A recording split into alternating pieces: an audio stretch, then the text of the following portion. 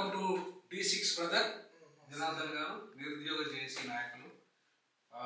తొలిసారిగా మన ఛానల్కి రావడం నేను స్వాగతిస్తున్నాను.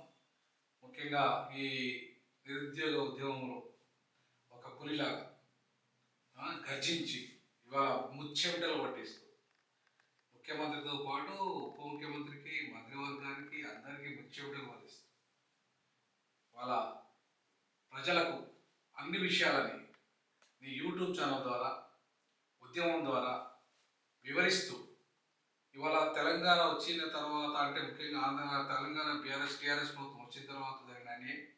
అంతే తర్వాత మీరు దాన్ని బొందబెట్టి, టీఆర్ఎస్ ప్రభుత్వాన్ని బొందబెట్టి తిరిగి కాంగ్రెస్ ప్రభుత్వాన్ని తీసుకురావడంలో చాలా కీలక భూమిక వహించారు. అట్లాంటి పరిస్థితులలో మళ్ళీ మీకు ఏం జరిగింది, ఈ 10 నెలల 10 సంవత్సరాల కాలంగా నిరుద్యోగులకు మేలు జరిగిందా, గత ప్రభుత్వం కంటే అన్యాయం జరిగిందా అనే అంశాలని సవివరంగా మీరు వివరించాలని నేను D6 తరఫున కోరుకుంటున్నాను. నమస్తే అన్న, మీ స్టూడియోకి వచ్చినందుకు మాకు చాలా సంతోషంగా ఉంది. మీరు ఒకటి అన్నారు, ప్రభుత్వాన్ని ముచ్చెమటలు పట్టిస్తూ అన్నారు. కానీ ఏదైనా ఒక్కరి వల్ల కాదు. ఎందుకంటే మాకు మీలాంటి వాళ్ళు సహకరించారు.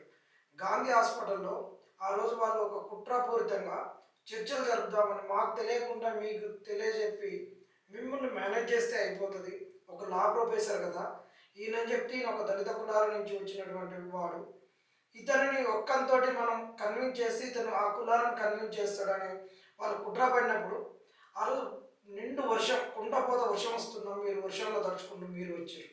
మీరు పైన ఉన్నారు, కింద బక్కా జడ్సన్ గారు ఉన్నారు.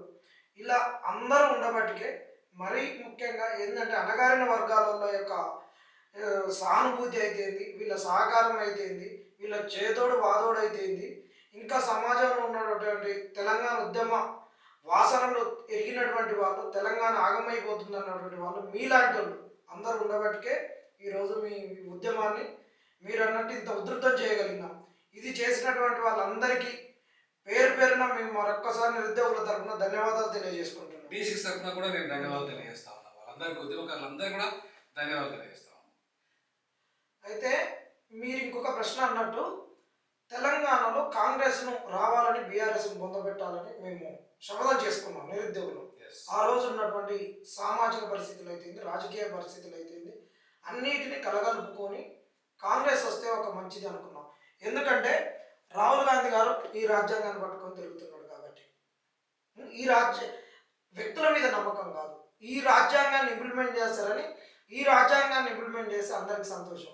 ఈ రాజ్యాంగం ఒక భగవద్గీత కన్నా, ఒక ఖురాన్ కన్నా, ఇంకే మత గ్రంథమైనా, అది భగవద్గీతకైనా ఇంకేదైనా అన్ని మతాలకు ఉండేటువంటి ప్రామాణిక మత గ్రంథాల కన్నా కూడా గొప్పది ఇది. అన్నిటికీ మతాన్ని కాపాడుకోలేనప్పుడు, మతాన్ని ఆచరిస్తున్నటువంటి వాళ్ళు, మత పెద్దలు కూడా వాళ్ళ యొక్క మతాన్ని కాపాడుకోలేనప్పుడు, వాళ్ళు మత స్వేచ్ఛను, వాళ్ళ దేవుళ్ళు కల్పించిన దాన్ని కూడా వాళ్ళు ఎంజాయ్ చేయలేనప్పుడు ఈ రాజ్యాంగం అందరికీ ఒక వెన్నుదండగా ఉంటుంది. ఇలాంటి రాజ్యాంగాన్ని పట్టుకున్నారు కాబట్టి మేము ఓటే అడిగినాం. అందులో భాగంగానే మేమందరం కూడా, నిరుద్యోగులం అందరం కూడా ఇంకా ఈ విధంగా బస్సు యాత్రలు చేసినాం. ఇది ఇక్కడ ఉన్నటువంటి వ్యక్తి చాలా గొప్ప వ్యక్తి. ఈయన మన తెలంగాణలో అందరితో పోలిస్తే చాలా మంచి వ్యక్తి. ఈయన అజయ్ కుమార్ అని జార్ఖండ్ మాజీ PCC. దానికన్నా ముందు ఇతను ఒక IPS రిజైన్ చేసి కాంగ్రెస్లో రాహుల్ గాంధీ గారి యొక్క ఐడియాలజీ తోటి మమేకమై కాంగ్రెస్లో జాయిన్ అయ్యి ఎంపీగా గెలిచిండు PCC. దానికన్నా కూడా ఎందుకు ఈయన అంత గొప్ప వ్యక్తి అంటే, ఈయన ఒక మోస్ట్ బ్యాక్వర్డ్ కమ్యూనిటీ నుండి ఇచ్చినటువంటి వ్యక్తి. వాళ్ళ నాన్న కూడా ఒక మంచి ఆఫీసర్ ఉండే. ఇతను హైదరాబాద్ పబ్లిక్ స్కూల్లోనే చదువుకున్నాడు. వీళ్ళ భార్య కూడా ఇప్పుడు మన హైదరాబాద్లో సెంట్రల్ సర్వీస్ జాబ్ చేస్తుంది. అంత తెలిసిన వ్యక్తి కాబట్టి ఆయన ఒక మాట అన్నప్పుడు మాకు నిజంగా మాకు కన్నీళ్ళు వచ్చినట్లు అనిపించింది. ఎందుకంటే ఈ బస్సు యాత్రకు పోయేటప్పుడు మేము గాంధీ భవన్లో కూర్చొని బస్సు యాత్ర గురించి మాట్లాడుతున్నాం. అందరూ ఏమన్నారంటే, పిల్లలకి ఎంత డబ్బులు ఇద్దాము, ఏంది ఖర్చులు అని అడుగుతున్నప్పుడు ఏముంది, బస్సులో పెట్రోల్, బస్సు అరేంజ్ చేస్తే అయిపోతుంది. ఎక్కడ మనం కాంగ్రెసే కాబట్టి మన రాజకీయ నాయకులు ఎక్కడైతే ఎమ్మెల్యేలు ఉంటారో వాళ్ళందరి దగ్గర మనోళ్ళు పోయి భోజనాలు తింటారు, అయిపోతుంది అన్నాడు. తను ఒకటే మాట అన్నాడు, పిల్లలు హైలీ ఎడ్యుకేటెడ్స్, వాళ్ళు రోడ్ల మీద తిరిగేటోళ్ళు కాదు, వాళ్ళు ఒక్కొక్కడు ఈరోజు ఎన్నికల్లో రిటర్న్ ఒక్కొక్క క్యాండిడేట్ వందల కోట్లు ఖర్చు పెడుతున్నారు. పోయి అలసిపోయి వస్తారు. 6ంటికి వచ్చి లాడ్జీలో పడుకోవాలి వాళ్ళు. ఎవరి కాడ పోయి లైన్లు కట్టి వాళ్ళు 10ంటికి 11ంటికి పెట్టుకుంటారు వాళ్ళ కార్యకర్తలకు. అంతసేపు ఇంత క్వాలిఫైడ్ పర్సన్స్ ఆగుతారా? కొద్ది రవ్వలో వాళ్ళు ఐఏఎస్ ఆఫీసర్లు కావాల్సిన వాళ్ళు, గ్రూప్ 1 ఆఫీసర్లు కావాల్సిన వాళ్ళు ఇట్లా పేపర్ లీకేజీల వల్ల ఈరోజు మన గాంధీ భవన్కి వచ్చారు, ఈరోజు మన ప్రచారం చేస్తారని చెప్పి తాను 28 లక్షలు శాంక్షన్ చేయాలని ఏఐసిసి నుంచి అప్రూవల్ తీసుకొని వచ్చి ఇప్పించినటువంటి వ్యక్తి. ఇలాంటి వాళ్ళతోటి ఉన్నారు కాబట్టి మేము నమ్మి కాంగ్రెస్ ఓటేపించినాం. కాంగ్రెస్కి ఇది ఈ బస్సు యాత్ర స్టార్ట్ అయినప్పుడు గన్ పార్క్ దగ్గర ఫోటో ఇది. ఇక్కడ ఉన్నటువంటి పెద్ద పెద్దలు అందరు ఉన్నారు. వచ్చినాక ఈయన మాట్లాడలేదు. ఇంకా వీళ్ళందరూ అయితే మేము ఉన్నప్పుడు వచ్చిన వాళ్ళ బస్ యాత్రకు సంబంధం లేదు. ఇది కాంగ్రెస్ ఈయన ఒకటి వచ్చింది,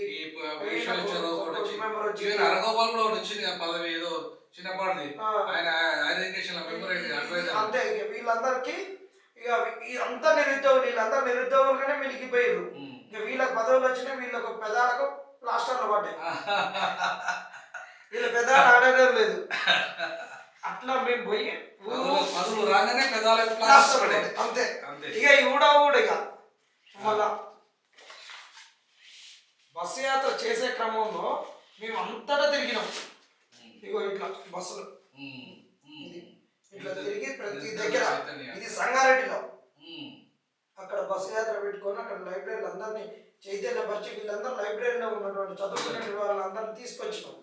ఇట్లా 15 రోజులు చేసినాక ముగింపు అయిపోయినాక 25వ తారీఖు గత సంవత్సరం నవంబర్ 25, 2023 25వ తారీఖు నాడు అయిపోయాక మాకు నిరుద్యోగ బస్ చైతన్య యాత్ర అయిపోయినాక రాహుల్ గాంధీ గారు వచ్చి నైట్ కలిసి ఇక్కడ అశోక్ నగర్ కలిసి లైబ్రరీ దగ్గర చాయ్ తాగి ఇక అంతా ఇక మనకేం లేదు, ఇక మా చెల్లె వచ్చింది కదా ప్రియాంక గాంధీ, ఇప్పుడు మనకు సెప్టెంబర్లో తను వచ్చేసి ఇక్కడ యూత్ డిక్లరేషన్ ఇచ్చింది. ఇది ఈ యూత్ డిక్లరేషన్ ఇచ్చి ఇక్కడ అందరికీ కూడా అమరవీరుల కుటుంబాలను వాళ్ళను ఫ్రీడమ్ ఫైటర్ గుర్తిస్తూ ఉన్నారు, ఇంటికి ఒక ఉద్యోగం ఇస్తూ ఉన్నారు అమరవీరుల కుటుంబాలకు. దాని తర్వాత నిరుద్యోగులకు 1 సంవత్సరంలోనే 2 లక్షల ఉద్యోగాలు అన్నారు. వీటిని అన్నిటిని నమ్మి ఎస్సీ ఎస్టీ బ్యాక్లాగ్ పోస్టులు ఇవన్నీ కూడా ఏంటంటే ఇందాక మీకు చెప్పినాం అన్న, ఆయన అజయ్ కుమార్ అని చాలా ఆయన ఆఫీసర్ అయినా కానీ సార్ కూడా అనకపోయేది, అన్న మీరు అలాంటి పిల్లలు మాలాంటి కుటుంబాల నుంచి వచ్చిన వాళ్ళు మీరు సార్ గిరని మాకు దూరం కావద్దు, మీరు మంచిగా కావాలని చెప్పేసి ఎంత అంబుల్ అంటే.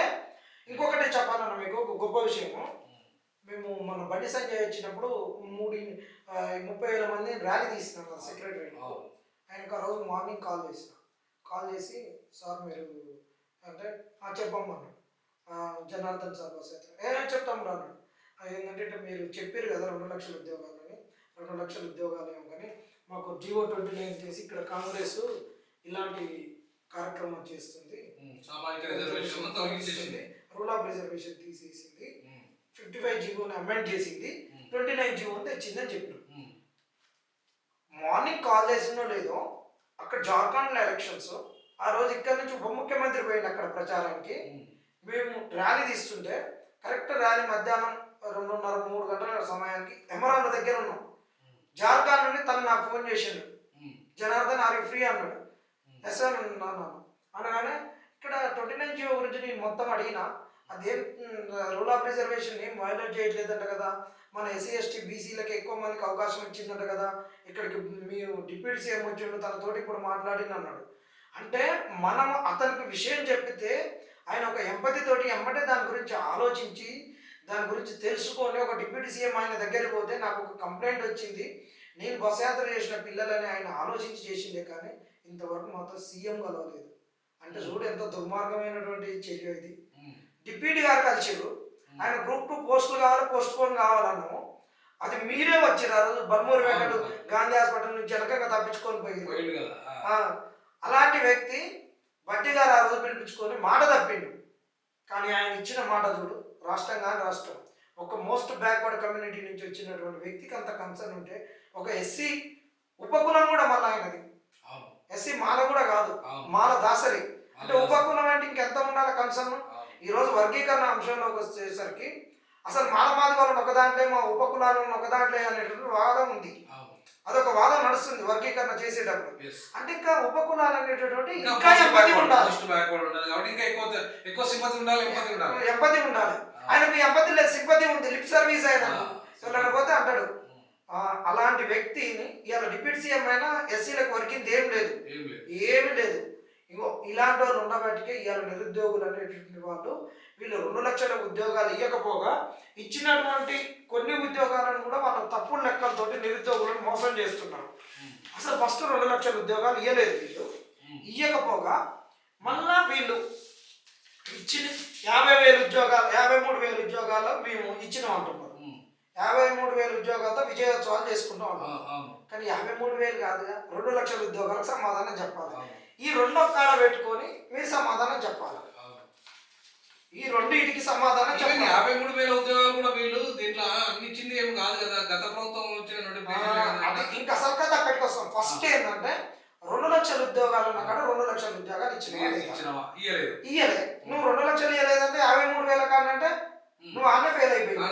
నువ్వు 2 లక్షల ఉద్యోగాలు ఇచ్చి ఉద్యోగోత్సవాలు జరుపుకోవాలి, చేయలేదు. 53,000 ఉద్యోగాలతో ఉద్యోగోత్సవాలు అంటే జరుపుకుంటావు. ఆ నైతికత నీకు ఎక్కడిది? మోసమే కదా. మళ్ళీ తర్వాత ఇంకొక స్టెప్ కొద్దిగా అనాలిసిస్ చేస్తే అసలు ఈ 53,000 ఉద్యోగాలు ఎవరిచ్చిండు, నోటిఫికేషన్ ఎందుకు చేసారు అనేటటువంటిది మనం చర్చలోకి వస్తే ఇలా ఒక్కొక్కటి చూడమ్మా మీరు. మనకు టీజీపీఎస్సీ ద్వారా వచ్చినటువంటి ఇక్కడ కూడా మీకు ఒక కాపీ ఇస్తాం. ఇగో ఈ వాళ్ళ టీజీపీఎస్ ద్వారా 3,393 ఉద్యోగాలు అన్నారు.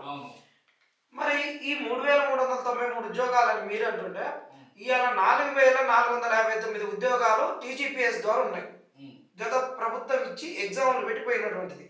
హాస్టల్ వార్డెన్స్ నోటిఫికేషన్ 551 పోస్టులకు ఇచ్చారు, ఎగ్జామ్ పెట్టలేదు. నోటిఫికేషన్ 2022 వచ్చింది. ఏడబ్ల్యూకి నోటిఫికేషన్ 2022 వచ్చింది. ఏఈలకు 2022 వచ్చింది. జేఏలు 2022, అసిస్టెంట్ మోటార్ వెహికల్ ఇన్స్పెక్టర్ 2022. ఈ హాస్టల్ వార్డెన్ తప్ప మిగతా వాటికి అన్నిటి పరీక్షలు కూడా గత 2023లోనే జరిగినాయి. ఇక్కడ మెడికల్ బోర్డు ద్వారా కూడా వాళ్ళు ఇచ్చిన 6,956 అంటే 5,224 పోస్టులకు గత ప్రభుత్వం ఇచ్చినటువంటి నోటిఫికేషన్ పరీక్షలు వాళ్ళే పెట్టారు. దాని తర్వాత వాళ్ళు చెప్పుకుంటున్నటువంటిది వాళ్ళు ఇచ్చిన ఇప్పుడు ఏదైతే డబ్బులు ఖర్చు పెట్టి పబ్లిసిటీ చేస్తున్నారో 53,000 ఉద్యోగాలను పోలీస్ రిక్రూట్మెంట్ ద్వారా 16,67 ఉద్యోగాలు కాంగ్రెస్ వాళ్ళు ఇచ్చినామంటున్నారు. వీళ్ళు గత ప్రభుత్వం ఎస్ఐ కానిస్టేబుళ్లకు నోటిఫికేషన్ 2022 ఇచ్చి 2023లో పెట్టినటువంటి పరీక్షలు ఇవన్నీ కూడా వాళ్ళు ఇచ్చిందే. దాని తర్వాత గురుకుల బోర్డు ద్వారా కూడా నోటిఫికేషన్ అన్ని 2023లోనే ఇచ్చారు. 2023లోనే ఎగ్జామ్ 2022లో ఇచ్చి 2023లో ఎగ్జామ్లు పెట్టారు. వీళ్ళు 23లో ఇచ్చి 23లోనే పెట్టారు. ఈ ఎగ్జామ్స్ వల్లనే గ్రూప్ 2 అప్పుడు పోస్ట్ పోన్ అయింది. ఈ గురుకులాల వల్లనే ఇవన్నీ గురుకుల రిక్రూట్మెంటే. దాని తర్వాత గ్రూప్ 4 కూడా, ఈ గ్రూప్ 4 కూడా ఇక్కడ స్కూల్ ఎడ్యుకేషన్ ఓన్లీ బీఆర్ఎస్ వాళ్ళు ఇచ్చింది 5,000 చిల్లర. 5,000 చిల్లర ఇస్తే వీళ్ళు వచ్చి 5,089 ఇచ్చారు. వీళ్ళు వచ్చి 5,973 ఇచ్చారు. ఎగ్జామ్ వీళ్ళు పెట్టారు. ఈ నోటిఫికేషన్ క్యాన్సిల్ చేసి గ్రూప్ 4లో 9,125 పోస్టులకు బీఆర్ఎస్ ఇచ్చింది. బీఆర్ఎస్ పరీక్ష పెట్టింది. మరి వీళ్ళు ఇచ్చింది ఏంటి? అసలు వీళ్ళు ఇచ్చిన ఉద్యోగాలేంటి? ఇలా టీచర్ 9,000 గ్రూప్ 1 కాదు, గ్రూప్ 4 9,000 9,000 వీళ్ళు ఇచ్చిన 8,000 అని చెప్పుకుంటున్నారు. అటు ఇటు. మరి వీళ్ళు ఇచ్చినటువంటి ఏది 2,000 ఉద్యోగాలను 5,000 50,000 నువ్వు ఉత్సవాలు చేసుకున్నావు. 53,000 ఈ 53,000 కూడా నీ ఏం లేవు. నాకు తెలిసి ఈ 53,000 5,000 ఉద్యోగాలే వీళ్ళు ఉంటాయి. ఇలా టీచర్స్ కూడా ఒక్కటే 5,000 టీచర్స్ కూడా ఒకటే. అదనం కలిపి తర్వాత గ్రూప్ 1లో 63. అది ఇంకా పైప్ లైన్ లోనే ఉంది. ఇంకా ఆన్ ప్రాసెస్. ఇంకొకటి వీళ్ళు ఎక్స్క్లూజివ్ ఇచ్చిన నోటిఫికేషన్ వచ్చినాక టీచర్ దాంట్లోనే ఈ 5,000 పోస్టులు 5,089. దాని తర్వాత 5,973 పోస్టులు హెల్త్ డిపార్ట్మెంట్. ఈ హెల్త్ డిపార్ట్మెంట్ లో ఇచ్చినటువంటి పోస్టులు అన్ని కూడా 5,213 పోస్టులు. అంటే ఈ 5,223 పోస్టులకు ఇవాళ అసిస్టెంట్ సివిల్ ఈ సర్జన్స్ కు 435 పోస్టులకు ఈ రోజు నియామక పత్రాలు ఇస్తారంట. హీరో అంటే వీళ్ళు మొత్తం కలిపి 10,000 పోస్టులు ఇచ్చారు. మరి 2,000లలో ఒక 10,000 పోతే ఈ 2,000లలో ప్రియాంక గాంధీ గారు చెప్పినటువంటి 2 లక్షల ఉద్యోగాలలో 10,000 పోతే 1,90,000 ఉద్యోగాలు ఎటుపోయినాయి. ఇది నిరుద్యోగిని మోసం చేసింది కాదు. అంటే మోసం చేసిందంటే బల్మూరు వెంకట్ గారు అంటారు. దీనికి ఒక లీగల్ గా ఆయన ఒక లాజికల్ గా ఒక కన్క్లూజన్ ఇస్తున్నాడు. ఇదే మన ఆర్ట్స్ కాలేజ్ దగ్గర ప్రెస్ మీట్ పెట్టేమంటారంటే నోటిఫికేషన్ ఇవ్వగానే ఉద్యోగాలు ఇచ్చినట్టు కాదు, ఏమంటారు ఇళ్ళకగానే పండగ కాదన్నట్టు. వాళ్ళు నోటిఫికేషన్లు ఇచ్చారు, పరీక్షలు పెట్టారు, కానీ నియామక పత్రాలు ఇవ్వాలంటే కొన్ని చట్టపరమైన సమస్యలు ఉన్నాయి, వాటిని తీర్చాలి. వాటిని తీర్చలేక వాళ్ళు దద్దమ్మలు అయిపోయారు. మేము వచ్చి దద్దమ్మల కాదు మొగోళ్ళ లెక్క తీర్చినాం అంటున్నాం. ఇడు ఎవడు దద్దమ్మ, ఎవడు మొగోడు, ఎవడు మోసపోయింది అనేది చెప్పాలి. ఇడ మీరిద్దరు మంచిగానే ఉన్నారు. మోసపోయింది ఎప్పుడు ఒక నిరుద్యోగి, సగటు నిరుద్యోగి. ఎట్లా మోసపోయిండు? నువ్వు అన్నావు కదా సమస్యలని. ఆ సమస్యలలో ఫస్ట్ సమస్య రిలిక్విష్మెంట్ 46 జీవో, దాని తర్వాత ఈ వర్టికల్ హారిజాంటల్ రిజర్వేషన్స్. ఈ 3 ప్రధానమైనటువంటి సమస్యలు. ఇలా రిలిక్విష్మెంట్ చేసినావా? చేయలేదు. రిలిక్విష్మెంట్ చేయకుండా ఆ రోజు రిలిక్విష్మెంట్ గురించి అడిగితే గురుకుల రిక్రూట్మెంట్ బోర్డులో వాళ్ళు ఇచ్చినటువంటి నోటిఫికేషన్లలో 8,304 పోస్టులు నింపినామని చెప్తున్నావు. ఇల్లు ఇవాళ సాక్షాత్తు మిగిలిపోయిన పోస్టు 3,000. మరి నువ్వు రిలిక్విష్మెంట్ చేయలేదు, వాడు చేతగాక వాడు అన్ని సమస్యలు తీర్చలేదు అన్నాడు. ఈ గురుకులాగా వచ్చినటువంటి ప్రాబ్లం రిలిక్విష్మెంట్. ఆ రిలిక్విష్మెంట్ ఎందుకు నువ్వు చేయలేదు? ఇలా 3,000 ఉద్యోగాలు. మరి ఆ రోజు ఆడేస్తే 1 సంవత్సరం జీతం తీసుకునేటోడు కదా, మనకి రిటైర్మెంట్ అప్పటికి 1 సంవత్సరం కలిసి వచ్చేది కదా, వానికి వచ్చి ఒక డిఏ కలిసి వచ్చేది, ఒక ఇంక్రిమెంట్ కలిసి వచ్చేదేమో 1 సంవత్సరంలో, 1 సంవత్సరం పిఆర్సీ కలిసి వచ్చేదేమో. రిటైర్మెంట్ వరకు ఒక పిఆర్సీ కలిసి వస్తే మనకి ఎంత అవుతుంది రిటైర్మెంట్? చాలా బెనిఫిట్స్. ఇవన్నీ నువ్వు నాశనం చేసినావు కదా. నీ మాటలు నమ్మి, ప్రియాంక గాంధీ గారి మాటలు నమ్మి, రాహుల్ గాంధీ గారి మాటలు నమ్మి ఈ రాజ్యాంగాన్ని మీరు పట్టుకున్నందుకే కదా మిమ్మల్ని నమ్మి మేము మోసపోయింది. మరి ఈ రిలిక్విష్మెంట్ చేయలేదు. ఇంకొకటి గురుకులాలలో వచ్చిన సమస్య రాంగ్ క్వశ్చన్స్. ఆ రాంగ్ క్వశ్చన్స్ మీరు సాల్వ్ చేసారు, అది చేయలేదు. వాడు ఎట్లా ఎగ్జామ్ పెట్టిండో వీడు అట్లనే ఇచ్చిండు. మోసపోయిందోడు నిరుద్యోగే కదా. ఇది దీంట్లో గురుకులాలలో. ఇంకొక సమస్య 46 జీవో. ఈ పోలీస్ రిక్రూట్మెంట్ బోర్డులో 46 జీవోను రద్దు చేస్తాను వచ్చి, మరి ఎందుకు రద్దు చేయలేదు? యథావిధిగా 46 జీవో నుంచి ఎందుకు నువ్వు రిక్రూట్మెంట్ కంప్లీట్ చేసినావు? సుప్రీంకోర్టులో కూడా ఉన్నటువంటి నోటిఫికేషన్ మీద వేసినటువంటి కేసుల్ని నువ్వు ఎందుకు ఇక్కడి నుంచి ఒక 10-15 మంది అడ్వకేట్లను పెట్టుకొని ఒక 1/2 కోటి రూపాయలు పెట్టుకొని ఏ విధంగా నువ్వు ఆ రోజు కేసును క్యాన్సిల్ చేసుకొని వచ్చి ఈ నోటిఫికేషన్ ఎందుకు ముందు తీసుకుపోయావు? అది చేయలేదు. తర్వాత 29 ఈ 2 సమస్యలు వర్టికల్ హారిజాంటల్లో ఈ మనకు ఏదైతే స్పెషల్ రిజర్వేషన్స్ ఉంటాయో అన్ని హారిజాంటల్. అందులో ఉమెన్ ఉంది, పిహెచ్సి ఉంది, స్పోర్ట్స్ ఉంది. మరి ఉమెన్ ఒక్కటే నువ్వు వర్టికల్ నుంచి హారిజాంటల్ మార్చినావు. దాని తర్వాత ఉన్నటువంటి ఫిజికల్ హ్యాండిక్యాప్డ్ది వర్టికల్గానే ఉంచినాం. ఏది గ్రూప్ 1లో. దాని మీద ఈరోజు కేసు ఇస్తే ఈ సన్యాసులకు చేతగాక నోటిఫికేషన్ ఆపుతున్నారు బీఆర్ఎస్ వాళ్ళు అంటున్నారు. మరి ఆ లీగల్ ప్రాబ్లం సాల్వ్ చేసినావా? చేయలేదు. దాని తర్వాత స్పోర్ట్స్ కోటాలో ఉన్నటువంటి వర్టికల్ రిజర్వేషన్ అట్లనే ఉంచినావు. అసలు వాళ్ళకి రిజర్వేషనే వర్టికల్గా ఉంచి కూడా వాళ్ళకి ఇవ్వట్లేవు. అసలు వాళ్ళకి రిజర్వేషన్స్ ఇవ్వట్లేదు స్పోర్ట్స్ వాళ్ళకు. దాని మీద 3 పిటిషన్లు పడ్డాయి. గురుకులాలకు ఆర్డర్ వచ్చింది. గ్రూప్ 1లో రేపు ఎగ్జామ్కి ఈరోజు ఆర్డర్ తెచ్చుకొని వాళ్ళు ఎగ్జామ్ రాశారు. మరి డిఎస్సిలో కూడా వాళ్ళకి ఆర్డర్ వచ్చింది ఇవ్వమని చెప్పేసి. మరి ఈ సమస్యను సాల్వ్ చేయలేదు. ఉన్న సంఖ్యను ఇవ్వలేదు, ఇచ్చిన ప్రామిస్ నెరవేర్చుకోలేదు. లీగల్ సమస్యలను తీర్చినాను, లీగల్ సమస్యలు తీర్చలేదు. మరి ఈ కాంగ్రెస్ ప్రభుత్వం నిరుద్యోగులకు ఏం చేసింది? ఏ విధంగా వాళ్ళు సమస్యలు మూటగట్టిపోయారో అదే మూటతోటి ఈరోజు నువ్వు ఉద్యోగాలు ఇస్తున్నావు. ఇది నిజంగా నిరుద్యోగులను మోసం చేసినటువంటి కాంగ్రెస్ ప్రభుత్వం. ఇప్పుడు కాంగ్రెస్ ప్రభుత్వం నిరుద్యోగులను మోసం చేసింది. గతంలో బీఆర్ఎస్ ప్రభుత్వం చేసింది. నెక్స్ట్ ఇంకొక బీజేపీ కూడా ట్రై చేస్తుంది. ఇప్పుడు మీరు నిరుద్యోగులు ఇవాళ అస్సాంలో విద్యార్థి గణ పరిషత్తు అక్కడ ఒక బలమైన రాజకీయ నిర్ణయం తీసుకొని మన ప్రభుత్వం ఏర్పాటు చేసినంత నిరుద్యోగి అక్కడ. నేను తెలంగాణ ఉద్యమంలో కూడా ఇదే చెప్పాను. ఎప్పుడు 2010లో 2009లో ఏదైతే డిక్లరేషన్ వచ్చిన తర్వాత తెలంగాణ బ్యాక్ అయిపోయిన తర్వాత తిరిగి ఒక మీటింగ్ పెట్టడం జరిగింది కదా, జనవరి 3వ తారీఖున, జనవరి 3, 5 మొత్తానికి అయితే పెద్ద ఎత్తున మీటింగ్ పెట్టినప్పుడు కూడా అదే చెప్పాను. అస్సాంలో విద్యార్థి గణ పరిషత్ ఎట్లయితే రాజకీయ నిర్ణయం తీసుకుని మీరు తీసుకోండి అని తీసుకోలేదు ఇక్కడ కూడా. సో అట్లా మళ్ళీ ఏమైంది? దొరల పాలైపోయింది. ఎవడి పాలైంది రోజు ఈ తెలంగాణ అనే పాట పాలైంది, అటు విరమణ పాలైపోయింది, అప్పర్ అసెంబ్లీ వాళ్ళది, తర్వాత రెడ్ల పాలైంది. సో కాబట్టి మరి ఈ 93% ఉన్న ఎస్సీ ఎస్టీ బీసీ మైనారిటీ బహుజనులే ఇక్కడ ఎగ్జామ్ రాస్తున్నారు కూడా వాళ్ళే అంటారు. మీకు 55 జీవోను అమెండ్ చేసి 29 తెచ్చారు. తేవడం వల్ల మీకు ఎంత నష్టం జరిగిందంటే గ్రూప్ 1 కానీ, గ్రూప్ 2 కానీ, గ్రూప్ 3 కానీ, గ్రూప్ 4 కానీ తీరని నష్టం జరిగింది. ఎందుకంటే అటువైపు 10% ఈడబ్ల్యూఎస్ రిజర్వేషన్, అంటే 10% అంటే అసలు ఉన్నదే 7%, మొత్తం అగ్రవర్ణాలు ఓవరాల్ అవుతున్నా 7%, ఆల్రెడీ 10% ఇస్తున్నారు. అంటే అగ్రవర్ణ పేదలు 1% 2% ఉంటారు, అదనంగా 8% వస్తుంది. మళ్ళీ ఓపెన్ కేటగిరీ 32% వస్తుంది. అందులో కూడా వీళ్ళే మళ్ళీ ఈ జియో 29 వచ్చిన తర్వాత. సో దానివల్ల అటు 10 టు 32 అంటే 42% 7% ఉన్న జనాభా పోతే మరి 93% ఉన్న ప్రజలకి కేవలము ఎంత వస్తుంది అంటే 42% పోతే మిగతా ఎంత ఉంటుంది? 58 ఉంటుంది. 58%. అది కూడా 93% ఉన్న ప్రజలకు 58% వస్తే 7% ఉన్న వాళ్ళకు 42% పోతుంది. మరి ఇది న్యాయమా అన్యాయం?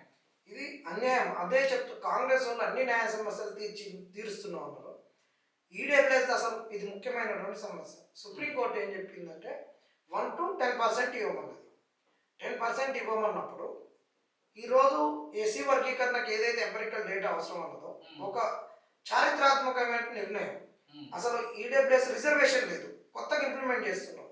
మరి చేస్తున్నప్పుడు 1 to 10% కూడా ఎందుకన్నది అక్కడ ప్రతి స్టేట్లో ఉండేటటువంటి పాపులేషన్ అగ్రవర్ణాలది తేడా ఉంటుంది, ఆధిపత్య కులాలది. అగ్రవర్ణాలు కూడా అనలేము, ఆధిపత్య కులాలు. ఎందుకంటే ఈ అగ్రకులం అన్నాం అనుకో, ఇలా రెడ్డి అగ్రకులం కాదు, ఎలమ అగ్రకులం కాదు, ఆధిపత్య కులాలు చారిత్రాత్మకంగా. ఈ ఆధిపత్య కులాలు రాజ్యాధికార కులాలు, రాష్ట్రానికి తేడా ఉంటుంది. మరి ఇంత ఇంప్లిమెంట్ చేసేటప్పుడు ఏ డేటా తోటి చేసుకున్నాం? ఈరోజు డేటా తోటి అని ఎస్సీ వర్గీకరణను వీటన్నిటిని పంచాయతీ పెట్టి అందరూ చేస్తున్నాం కదా, రచ్చరచ్చ చేస్తున్నాం, కమిటీలని అదని ఇదని అంతా చేస్తున్నాం. మరి ఈడబ్ల్యూఎస్ ఇచ్చేటప్పుడు ఏ కమిటీ చేసినాం? ఏ కమిటీ లేదు, ఏ డేటా లేదు. అందుకే స్టాలిన్ అక్కడ నేను ఇంప్లిమెంట్ చేయాలి. మరి నువ్వు ఎందుకు ఇంప్లిమెంట్ చేస్తాను ఇక్కడ? మళ్ళీ 10% వాళ్ళు ఇస్తే అదే 10% ఇంప్లిమెంట్ చేసేసాను. మరి ఆ న్యాయ సమస్య మీద ఇలా కోర్టులో కేసు వేసారు. నోటిఫికేషన్ ఆగిపోతే ఇంకొకటి వస్తే వాడు తలమాసినోడు, వాడు 10 ఏళ్ళు ఇవ్వలేదు ఇప్పుడు ఇవ్వట్లేడని ఆనిపూచి పెట్టుకొని ఎవరిని మోసం చేయాలనుకున్నావు? ఈ ఏదైతే బడుగు బలైన వర్గాలు ఉన్నారో వాళ్ళకు 2 మార్గాల ద్వారానే అలా వాళ్ళ యొక్క సామాజిక హోదాను పెంచుకోగలుగుతారు. ఎట్లా అంటే ఒకటి ఉద్యోగం ద్వారా, ఒక మంచి ఉద్యోగం ద్వారా, ఒకటి రాజకీయం ద్వారా. ఎట్లా రాజకీయం ద్వారా అయితే చేయలేరు, ఎందుకంటే ఆ రాజకీయం మొత్తం కూడా విటమిన్ ఎం ఉంటేనే వస్తుంది. ఈ విటమిన్ ఎం కూడా ఒక 1% పాపులేషన్ దగ్గరనే ఉంది మొత్తం కూడా. ఇక ఆ ఉద్యోగాల ద్వారా వీళ్ళు వాళ్ళ స్థాయిని పెంచుకోవాలంటే ఆ పెంచుకునేందుకు కూడా వీళ్ళు అడ్డం పడుతున్నారు. ఈ ఉద్యోగాలన్నింటినీ కొల్లగొడుతున్నారు. ఈ రోజు కనుక మీరు అంబేద్కర్ గారి పుణ్యానికి ఇలా లా కాలేజీ ప్రిన్సిపాల్ అయ్యి కనుక లేకుండా ఉండుంటే ఈ రోజు మిమ్మల్ని ఎవరైనా గౌరవించేటటువంటి వాళ్ళు, అంతే కదా, ఎవరు గౌరవించేటోళ్ళు కాదు. అంబేద్కర్ చదువుకున్న కొలంబియాలో యూనివర్సిటీలో, అట్లాగే లండన్ స్కూల్ ఆఫ్ ఎకనామిక్స్లో కూడా లెక్చర్స్ ఇచ్చేసిన, పరిశోధన పత్రాలు సమర్పించిన. అంటే ఒక 105 సంవత్సరాల చరిత్రలో ఉస్మానియా చరిత్రలో యంగెస్ట్ డీన్ మా డిపార్ట్మెంట్ ఏ అగ్రవర్ణ కూడా ఇప్పుడు దోపిడీ కులం చెప్తున్నాం కదా, ఆ దోపిడీ కులం కూడా అగ్రవర్ణ కూడా ఎవరు కాలే మరి నేను ఆయన. అట్లాంటిది ఇవాళ నేను ఆ అవకాశం రావడానికి కారణం ఏంటి? ఈ రిజర్వేషన్లే కదా, బాబాసాహెబ్ ఇచ్చిన రిజర్వేషన్లే కదా. ఆ రిజర్వేషన్లకే దెబ్బ కొడుతున్నారు రేవంత్ రెడ్డి. ఖచ్చితంగా అట్నే అంటే మీ అవకాశాన్ని కొల్లగొడుతూ ఇక ఆయనేమో రాహుల్ గాంధీ ఏమో రాజ్యాంగం పట్టుకొని తిరుగుతాడు. అసలు ఈ రాజ్యాంగ మూలాలు, బేసిక్స్, ఫండమెంటల్స్ అని తెలుసా రాహుల్ గాంధీకి? తెలిస్తే దీన్ని పట్టుకొని తిరిగినోడు మరి రాష్ట్రంలో ఇంప్లిమెంట్ చేయాలనే బుద్ధి జ్ఞానం లేదా రాహుల్ గాంధీకి? అంటే ఇది చెప్పడానికి మాత్రమేనా రాజ్యాంగం? దాన్ని ఆచరించడానికి కాదా? మరి ఆచరించడం కానప్పుడు మిమ్మల్ని ఎందుకు నమ్మాలి? ఇప్పటికే నమ్మే మోసపోయినాం. ఇప్పుడు మళ్ళీ తిరిగి ఆయన దేశంలో ప్రధానమంత్రి అవుతాడా కావాలని, నెక్స్ట్ మళ్ళీ వచ్చే ఎన్నికల్లో ఆయన ప్రధానమంత్రి కావాలని కలగలుగుతాడు. వాళ్ళ దక్షిణాదికి సంబంధించిన సీట్లలో ఎవడు కాంగ్రెస్ వాడు కేరళలో లేనాడు. ఆయన నువ్వే 10 ఏళ్ళు పరిపాలన చేసినావు, మళ్ళీ నీ శలం తీసుకొచ్చి ఇవాళ చేసినావు. అంటే అక్కడ కాంగ్రెస్ వాడు ఎవడొద్దా? కేరళలో, వయనాడులో ఎవడు కాంగ్రెస్ లీడర్ లేడా? అంటే అంత అధ్వానం 150 సంవత్సరాల చరిత్ర ఈ పార్టీకి అంత అధ్వానమైన పార్టీ. మరి ఎవడు లేడని నువ్వు వచ్చి ఉత్తరాదిలోని ఉత్తరప్రదేశ్ వదిలిపెట్టి వచ్చి ఇక్కడ మా మీద దక్షిణాది ఆధిపత్యం చేస్తున్నప్పుడు నువ్వు రాజ్యాంగాన్ని సమన్వయాన్ని పాటిస్తున్నావా? రాజ్యాంగం బోధిస్తున్నావా? సమానమైన ప్రాతినిధ్యాన్ని పాటిస్తున్నావా? సమానంగా అవకాశాలు తప్పిస్తున్నావా? మరి అట్లాంటి రాహుల్ గాంధీ ఏ రాహుల్ గాంధీకి అయితే ఈ రాజ్యాంగాన్ని పట్టుకునే అర్హత లేదో, ఏ రాహుల్ గాంధీ పార్టీ మొత్తం ఈ రాజ్యాంగాన్ని చుట్టుపడిచిందో, అట్లాంటి రాహుల్ గాంధీ ఇవాళ రేవంత్ రెడ్డి అంటే మరీ గజదొంగని పట్టుకొని ఇవాళ ఈ బడుగు బలైన వర్గాలను నిలువునా ముంచి అందరినీ నిరుద్యోగులను ముంచిండు, యువతను ముంచిండు, తర్వాత పోతే పెన్షన్దారులను ముంచిండు, వ్యవసాయ కూలీలను ముంచిండు, రైతులను ముంచిండు. ఆయన ముంచడం చివరికి ఆ మూసిలో ఉన్న వాళ్ళు కూడా ముంచేసిండు. పేదలను అందరినీ పేదలు కొట్టే కార్యక్రమమే కదా. మరి ఇట్లాంటి వ్యక్తులను తలదన్నే విధంగా రేపు నిరుద్యోగం చేసి ఒక ఆల్టర్నేటివ్ రాజకీయ పార్టీ రాజకీయాల వైపు ఎందుకు పోదు? ఖచ్చితంగా 100%. ఎందుకంటే మీరు అన్నట్టు ఆ రోజు 2009 డిసెంబర్ 5న ఆ 5th నాడు జరిగినటువంటి సభనే రాష్ట్రం యొక్క స్థితిగతులను మార్చింది. ఆ రోజు మీలాంటి వాళ్ళు వచ్చి ఆ వేదిక మీద మాట్లాడడము పెద్దది. ఆ రోజే పిడమర్తి రవి గారు ఒక మాట అన్నాడు, రవీణ ఏమన్నాడంటే, సంక్రాంతి పండుగకు పోయిన ఆంధ్రోళ్ళు అంటే ఇటు రావద్దు గోడలు పెట్టాలన్నాడు. అది మంచిగా పోయింది. జనవరి 9వ తారీఖు చిదంబరం గారు స్టేట్మెంట్. ఆ రోజు చాలా ఉస్మాన్ యూనివర్సిటీ ఎంత గొప్ప కాంట్రిబ్యూషన్ చేసిందో ఉద్యమానికి, అంతే ఒక చారిత్రాత్మక తప్పిదం కూడా చేసింది. ఎందుకు చేసిందంటే ఆ తప్పిదం సరే ఒక 10 ఎమ్మటి అధికారం రాకపోవచ్చు, 10 ఏళ్ళు ప్రతిపక్షంగా ఉండి కొట్లాడి ఉంటే, మొన్న అసలు ప్రతిపక్షం లేనప్పుడు వీళ్ళందరూ కూడా ఒక కీల్ రోల్ పోషించి ఒక హంగు రావడానికో దేనికో సహకరించేటటువంటి వాళ్ళు. ఖచ్చితంగా. అయితే ఇప్పుడు కూడా ఏంటంటే నిరుద్యోగంలో రేపు స్థానిక సంస్థల ఎన్నికలలో ఖచ్చితంగా దీన్ని ఒక స్ట్రీమ్ లైన్ చేయాలి. స్ట్రీమ్ లైన్ చేసి అంతటా పోటీ చేస్తారా, కొంత దగ్గరలో పోటీ చేస్తారా చేసి దీన్ని ఇట్లనే లైమ్ లైట్లో ఉంచి ఈ సమస్యను వీళ్ళు ఉద్యోగాలు ఇస్తుంటున్నారు. కానీ ఇంకా వాళ్ళు ఇచ్చిన ప్రామిసులు చాలా ఉన్నాయి. 3 పేజీల మేనిఫెస్టో, దాని తర్వాత జాబ్ క్యాలెండర్ మారుతుంది. వీటన్నిటి స్థానిక సంస్థల్లో మనకు స్థానిక రిజర్వేషన్లు, ప్రైవేట్ సెక్టార్, గవర్నమెంట్ సెక్టార్ మొత్తం కుచించుకుపోతుంది. ప్రైవేట్ సెక్టర్ రిజర్వేషన్ లేవు. అందులో ముఖ్యంగా ఈ లోకల్ బాడీలో లోకల్ వాళ్ళకి ప్రైవేట్ సెక్టర్లో అయ్యాలని గతంలో ప్రభుత్వం జీవో తెచ్చింది. ఇది 85% లోకల్ వాళ్ళకి ఇవ్వాలి, 15% నాన్ లోకల్ వాళ్ళకి ఇవ్వాలి. మరి ఇంతవరకు ఇంప్లిమెంట్ అవుతుందా? లేదు. ఇప్పుడు నార్త్ ఇండియన్స్ వచ్చి 85% అనుభవిస్తున్నారు ఇక్కడే. మన తెలంగాణ 5%, మిగతా వాళ్ళు సౌత్ ఇండియన్స్ కొంతమంది 10% వాళ్ళు ఉన్నారు. కానీ 85% నార్త్ ఇండియన్స్ మొత్తం మన ఉద్యోగాలు కబ్జా చేస్తుంటే ఏం చేస్తుండ్రు రేవంత్ రెడ్డి? ఏం చేసింది గత ప్రభుత్వము? అదే మాకు ఎకానమీ చదువుతుంటే అనిపిస్తుంది, రాష్ట్రం యొక్క ఆదాయం పెరుగుతుంది కానీ అది ప్రజల యొక్క ఆర్థిక స్థితిగతులను మార్చడం లేదు. ఎందుకు మార్చడం లేదంటే ఇక్కడ కంపెనీలు కొంతమంది చేతిలోనే ఉన్నాయి. కంపెనీలలో పనిచేసేటటువంటి వాళ్ళు కూడా నార్త్ ఇండియన్స్, మొత్తం నార్త్ ఇండియన్స్, వేరే స్టేట్లో వచ్చేటటువంటి సాఫ్ట్వేర్ రంగం ద్వారా వస్తున్నటువంటి కంట్రిబ్యూషన్ ఏదైతే ఉందో రాష్ట్రానికి చూపిస్తున్నారు.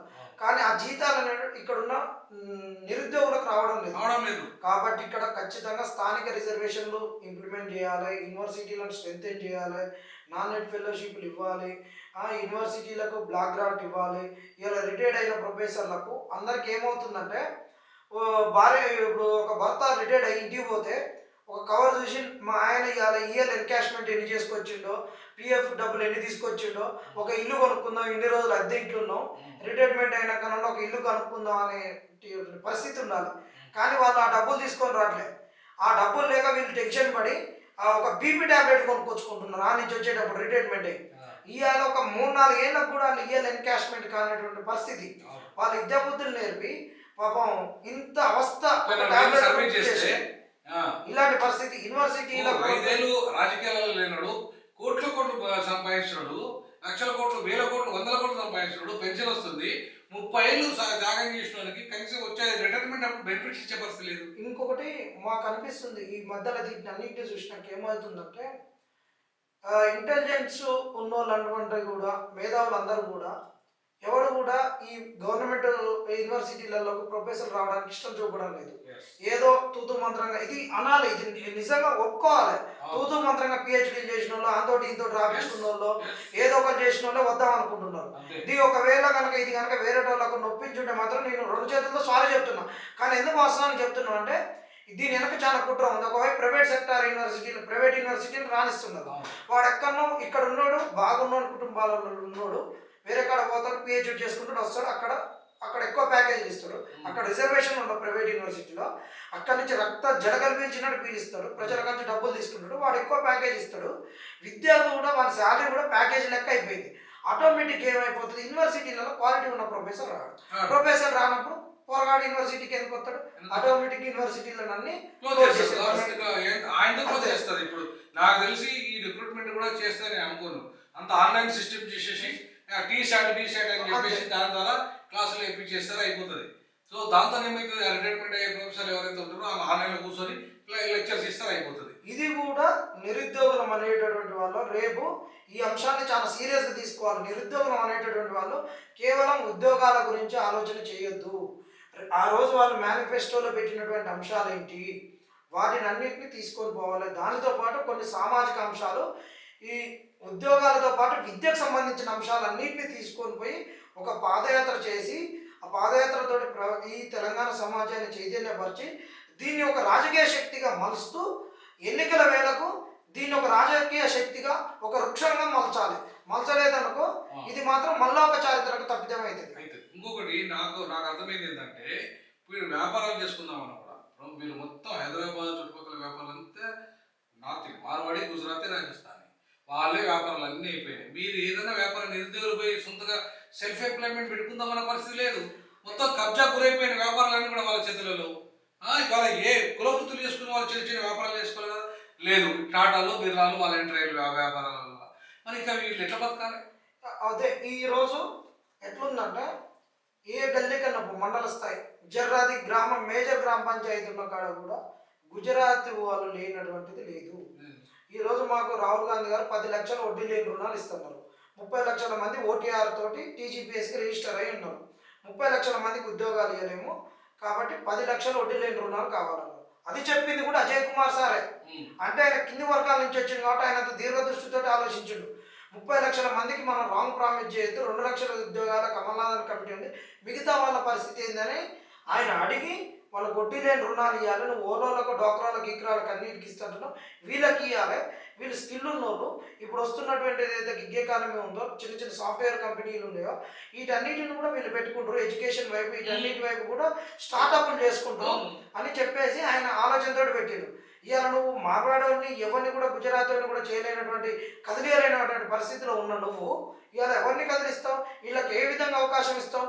ఒక బెస్ట్ ఎగ్జాంపుల్, ఒక 10 రోజుల కిందట ఒక ఎస్సీ అబ్బాయి, ఈ ఎస్సీ అని చెప్పకూడదు కానీ ఇంకా చాలా ఇబ్బందులలో ఉన్నటువంటి అబ్బాయి, రోజు జొమాటో కొట్టుకుంటాడు.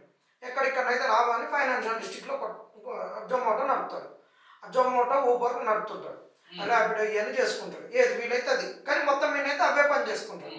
రోజు రెగ్యులర్గా ఫుడ్ డెలివరీకి అక్కడికి వెళ్ళేటప్పుడు ఒక షాప్ దగ్గర, సాఫ్ట్వేర్ కంపెనీ దగ్గర ఒక ఫ్రూట్ బౌల్, దాంట్లో ఒక గ్రేప్స్ అవి వెరైటీస్ పెట్టి ఒక కొన్ని ఇక్కడ నేటివ్ ఫ్రూట్స్ కూడా ఇవన్నీ తీసుకొచ్చి పెట్టి చేద్దామనేటటువంటి ఉద్దేశంతో అతను పెట్టుకున్నాడు. అతను పెట్టుకుంటే ఇక్కడ తెలంగాణ సరే ఆంధ్రోడు పోయి కంప్లైంట్ ఇస్తే, అరే ఆంధ్రోడు అయితే ఎక్కువ చేస్తాడు, వాడు నువ్వు 1000 సంపాదిస్తాడు, 5000 సంపాదిస్తాడు, అలా మాకు ఒక 1000 రూపాయలు ఇస్తాడు, నువ్వు తెలంగాణలో ఎవడేం చేయడు ఇయ్యడు అని చెప్పి వాడిని ఎలగొట్టారు. ఇంతెందుకు ఈ కుమారి ఆంటీకి పోయి రేవంత్ రెడ్డి మద్దతు తెలుపుతాడు, కానీ నిరుద్యోగుల కాడికి రాడు. నువ్వు ఆంధ్రలోకి అన్ని రకాలుగా బెనిఫిట్స్ ఇచ్చి అన్ని ఇచ్చేసి తెలంగాణలో చేయడానికి ఎట్లా చేస్తాడు? చంద్రబాబు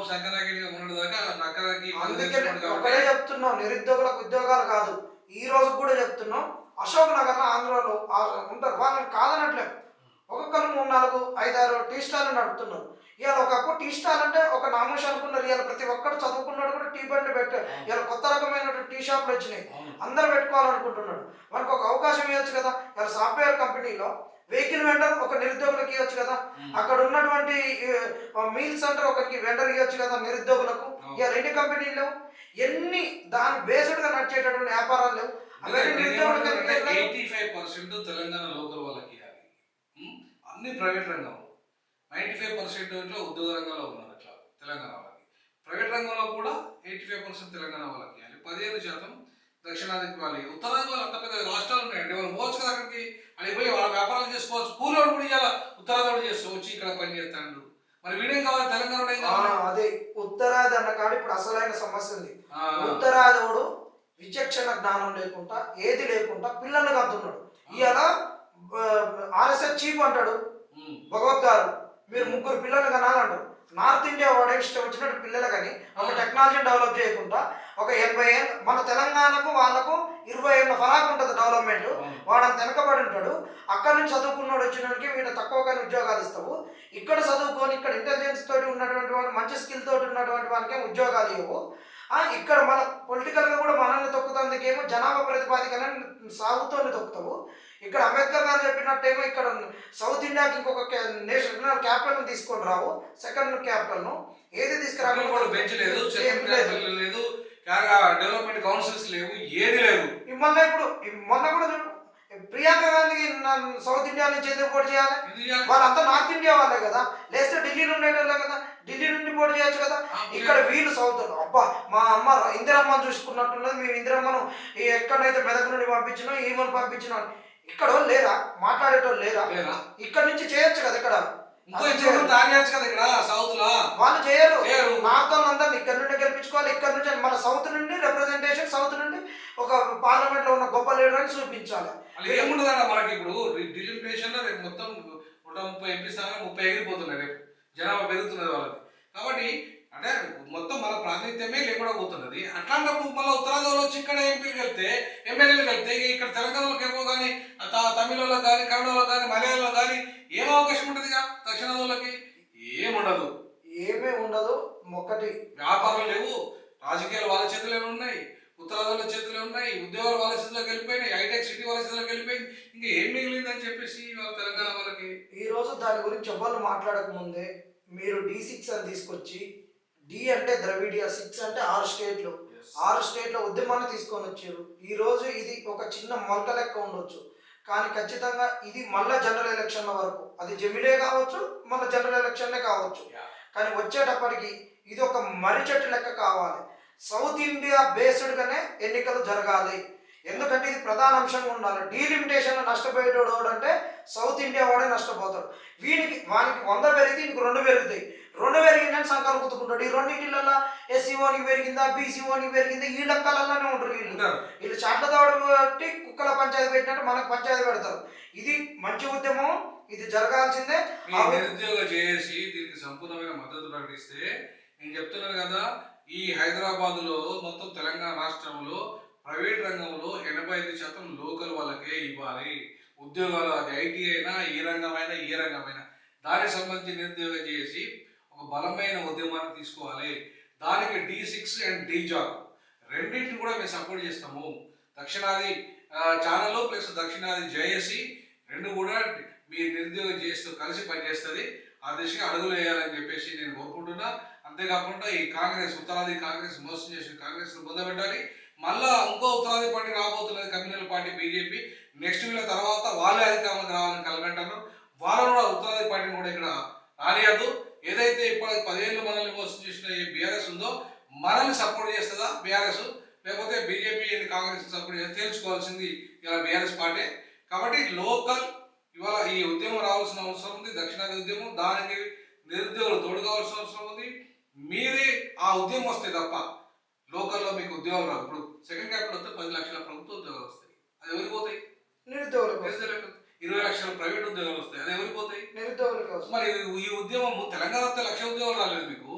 ఈ సెకండ్ క్యాపిటల్ అయితే మీకు అన్ని సుప్రీంకోర్టు బెంచి, తర్వాత పార్లమెంటు, అన్ని సెంట్రల్ శాఖలు, ఫారెన్ ఎంబసీలు, తర్వాత అన్ని ప్రైవేట్ సంస్థలన్నీ ఇక్కడికి వచ్చేస్తాయి. ఢిల్లీలో ఏమున్నాయి అన్నీ వస్తాయి.